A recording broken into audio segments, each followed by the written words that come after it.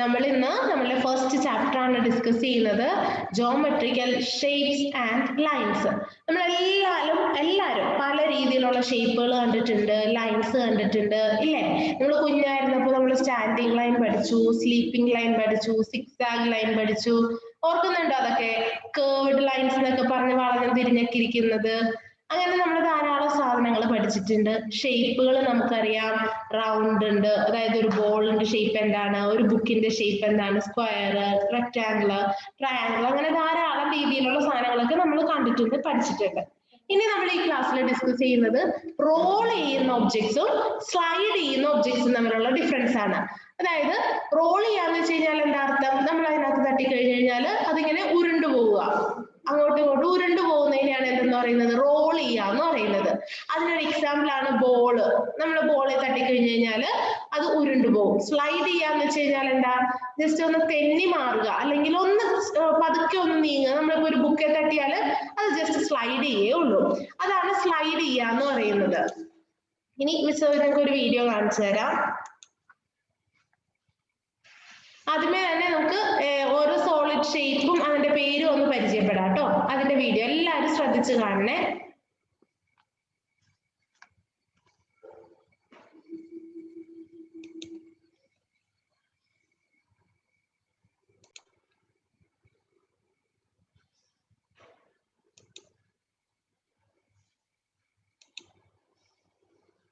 You have learnt about many shapes.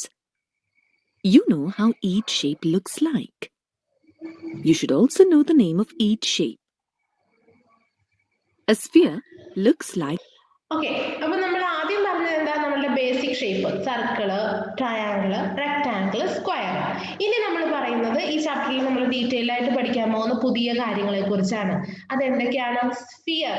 ഒന്നാമത്തെ വാക്ക് sphere. എഴുതിയെടുക്കേണ്ടവർ ഈ സമയത്ത് ഒന്ന് എഴുതിയെടുത്തോളൂ കേട്ടോ. സ്ഫിയർ എന്ന് പറഞ്ഞു കഴിഞ്ഞാൽ റൗണ്ട് ഷേപ്പ് ആയിരിക്കും. അതായത് ഓൾമോസ്റ്റ് നമ്മളുടെ ഒരു ബോളിന്റെ ഷേപ്പ് അല്ലെങ്കിൽ ഒരു സർക്കിളിന്റെ ഷേപ്പ് തന്നെയാണ് സ്ഫിയർ എന്ന് പറയുന്നത്. Next one cylinder. സിലിണ്ടർ എന്ന് പറയുന്നത് നമ്മളുടെ എന്താ പറയുന്നത്, നിങ്ങൾ ഗ്ലാസ് സിലിണ്ടർ, നമ്മളെ ചില്ല് ഗ്ലാസ് ഒക്കെ കണ്ടിട്ടില്ലേ? അതായത് മുകളിലും താഴെയും എന്തായിരിക്കും? റൗണ്ട് ആയിരിക്കും. ഇടയിൽ ഇങ്ങനെ നീളത്തിൽ പൈപ്പ് പോലെ പോയിട്ടുണ്ടാവും. അതായത് എക്സാമ്പിൾ ആണെന്നുള്ള PVC പൈപ്പ് ഒക്കെ എന്ത് പറയാം? നമുക്ക് സിലിണ്ടർ ഷേപ്പിലാന്ന് പറയാം. കാരണം മുകളിലും താഴെ എന്താണ്? അത് റൗണ്ട് ആണ്. അതിന്റെ ഇടയിൽ ഇങ്ങനെ നീളത്തിൽ കുറച്ച് സ്ഥലം വരും. ഇനി അടുത്തത് ക്യൂബ്. ക്യൂബിന് എന്താ എക്സാമ്പിൾ നമുക്ക് പറയാൻ പറ്റുന്നത്? നമ്മൾ സ്നേക്ക് ആൻഡ് ലാഡർ, പാമ്പുമോണിയൊക്കെ കളിക്കത്തില്ലേ? അല്ലെങ്കിൽ മാജിക് ക്യൂബിക്സ്, അല്ലെങ്കിൽ എന്താ പറയുന്നതിന്? ക്യൂബ് നമ്മളിങ്ങനെ തിരിച്ച് നമ്പേഴ്സ് സെയിം ആക്കുന്ന ക്യൂബില്ലേ? മാജിക് ക്യൂബ് അല്ലെങ്കിൽ റോബോസ് ക്യൂബ് എന്നൊക്കെ പറഞ്ഞിട്ട് നമ്മൾ പറയുന്നത് ആ സാധനം, അതൊരു ക്യൂബിന് എക്സാമ്പിൾ ആണ്. അതായത് അതിന്റെ എല്ലാ സൈഡ്സും ഈക്വൽ ആയിരിക്കും.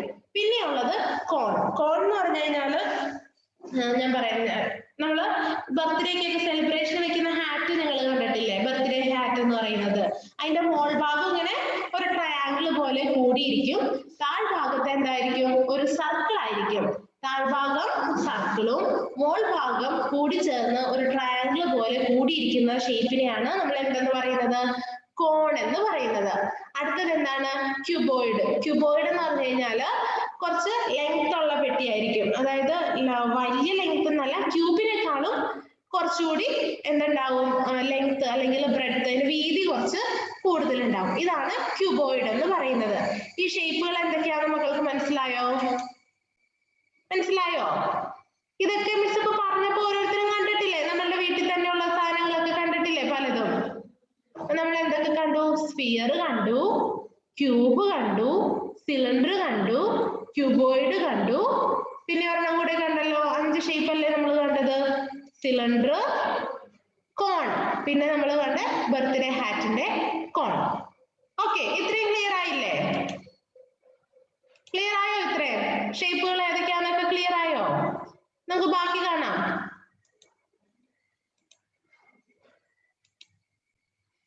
Like this.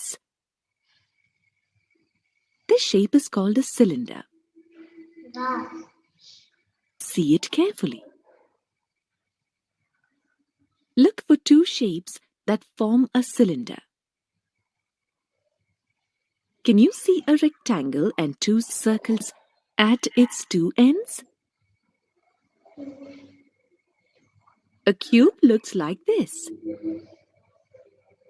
You can keep two squares, one above the other, and join the corners to get a cube.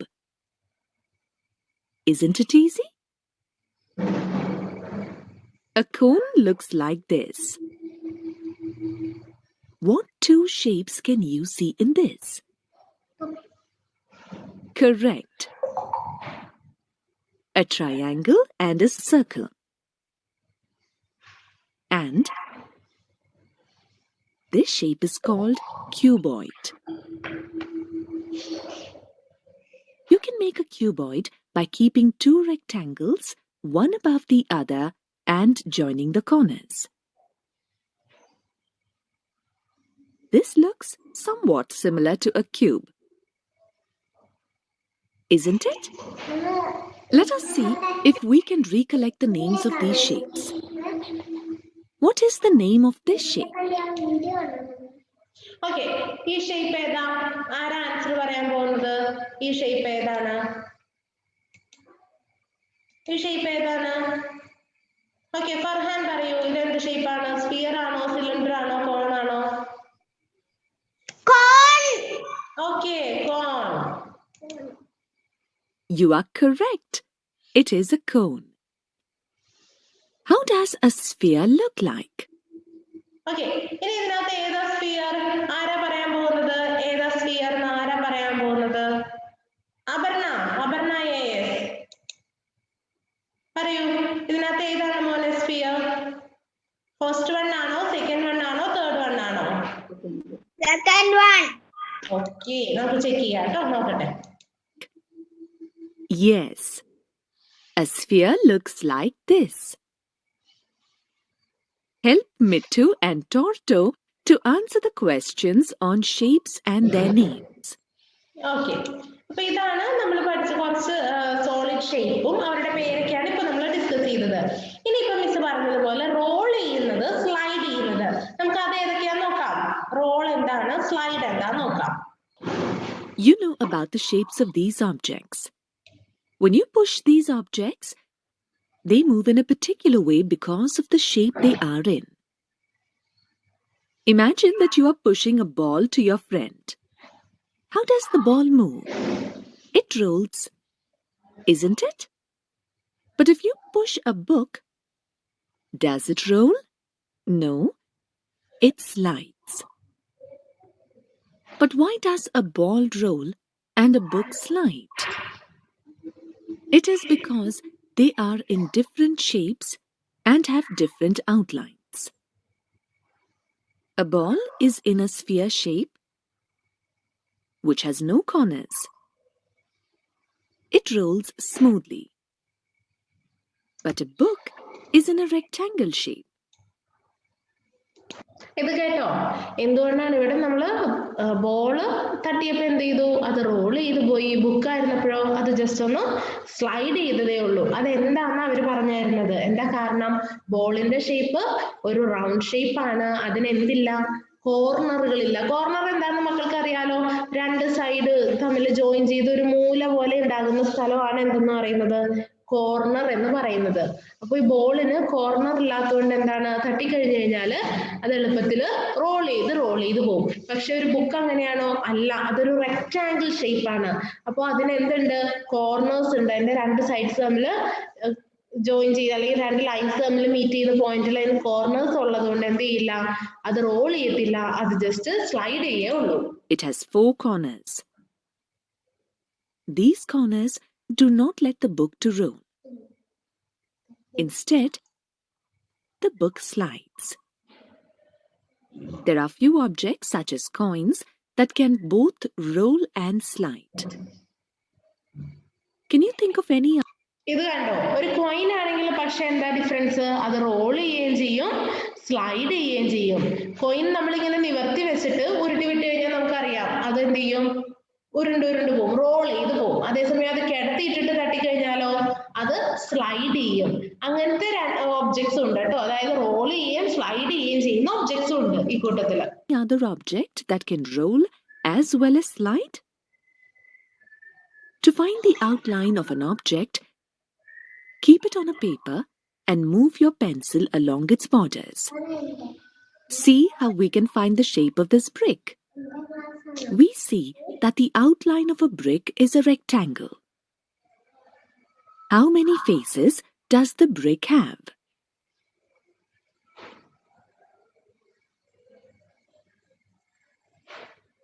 6. The cuboid has 6 faces and 8 corners. How many faces does the die have?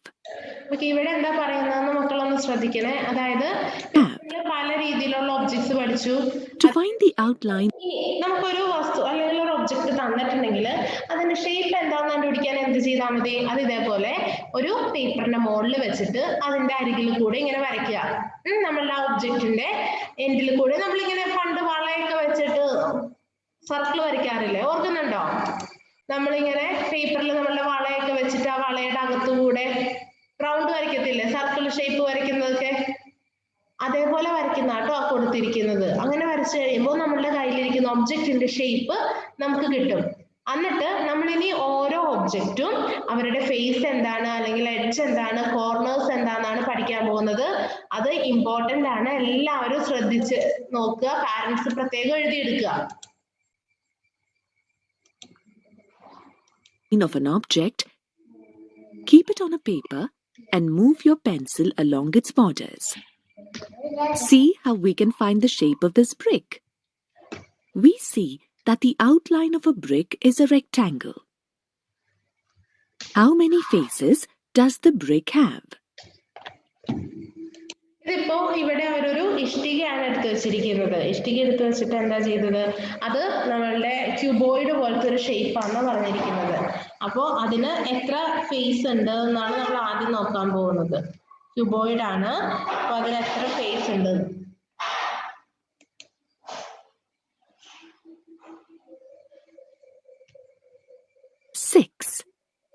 The cuboid has 6 faces and 8 corners. How many faces does the die have? The die is a cube and this also has 6 faces and 8 corners. Can you say how many faces a ball has?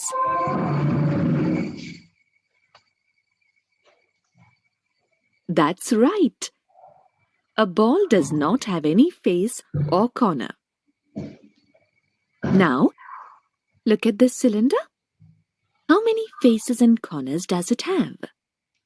The cylinder has 2 faces but no corners.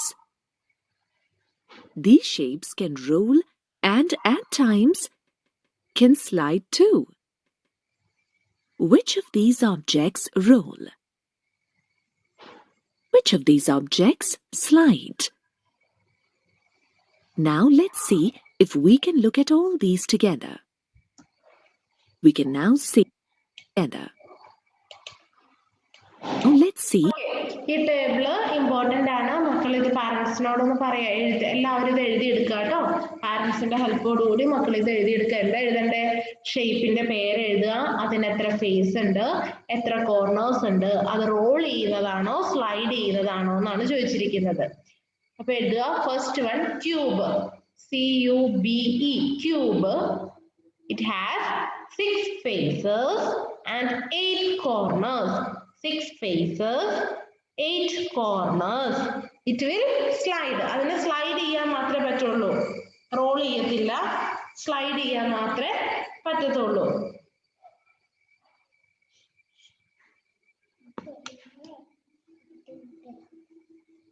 Six faces ഉണ്ട്, 8 corners ഉണ്ട്. ക്യൂബിനും ക്യൂബോയിഡിനും ഒരേപോലെയാണ്. ക്യൂബിനും ക്യൂബോയിഡിനും ഒരേപോലെയാണ്.